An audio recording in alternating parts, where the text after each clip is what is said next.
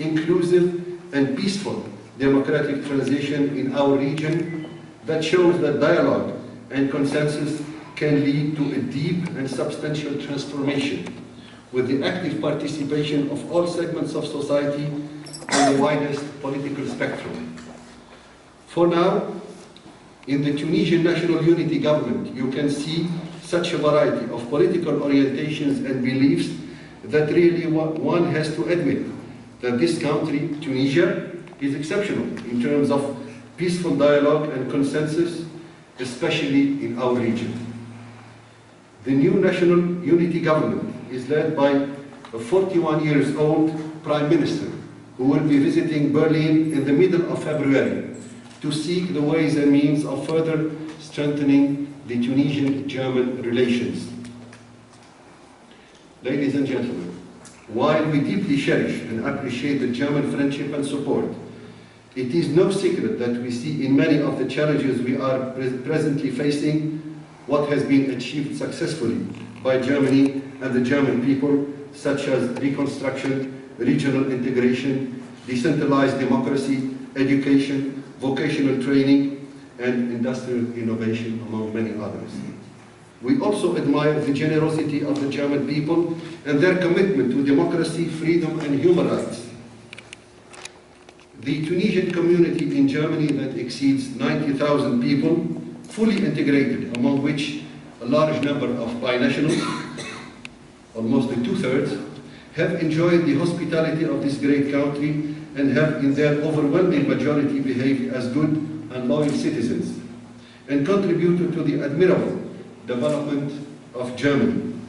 We hope that the behavior of a tiny minority, many of which were, by the way, radicalized in Europe, will not tarnish the excellent record and reputation of many German citizens or residents because of their Tunisian origin. I would also like to avail myself of this opportunity, without throwing back the blame to anyone, to mention that as far as security cooperation and the handling of the illegal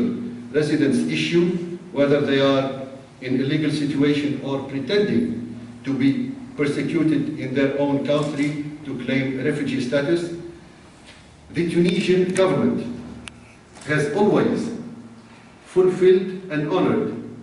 its international and bilateral obligations and commitments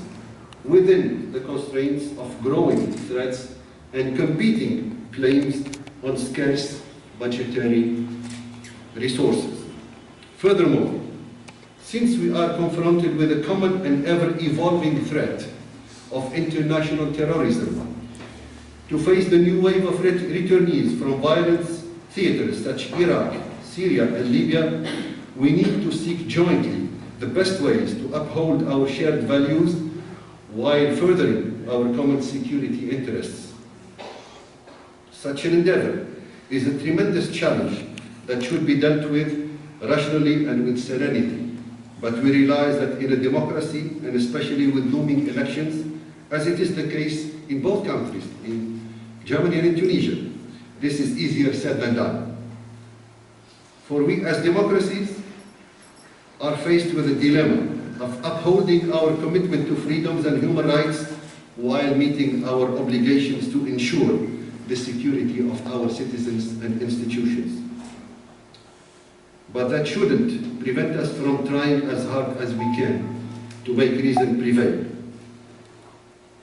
Ladies and gentlemen, we express the sincere hope that the long-standing friendship and our shared values, along with the symbol that Tunisia represents on the southern shore of the Mediterranean, that has proven to be of strategic value to Europe as an institution and to Germany as a country and a nation, will enable us to move forward and focus on the advantages of allowing the only flower in the Arab desert to bloom. I remember that in last February, a Tunisian film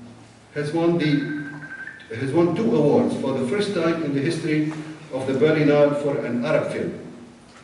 The story of this film is one of a young Tunisian who preferred to live his emancipation in his home country rather than follow the sirens of immigration. Ladies and gentlemen, this is the spirit we want to encourage and turn the Tunisian youth, among which many university graduates are unfortunately jobless, into proud and productive citizens. For believe me, while movements of populations have always existed in the history of mankind and have enriched many nations, the Tunisian citizen has a special attachment to his land and is proud to be among the descendants of Jugurtha, Hannibal, Ibn Khaldun, and many other prestigious sons and daughters of Tunisia. While thanking you for taking the time to join us on this special occasion, and some of you volunteering to make brief statements to share your experience of the Tunisian-German relations and friendship, I would like to assure you of the full determination of the Tunisian government and civil society to work constantly on strengthening our relations and further our common interests, for there is so much we share in terms of values and beliefs and dreams for a free and peaceful world. In concluding, I would like to address my warmest thanks to all of those whose tireless efforts have made this meeting possible, and wish you all and the German people a peaceful, happy and prosperous New Year. Thank you very much.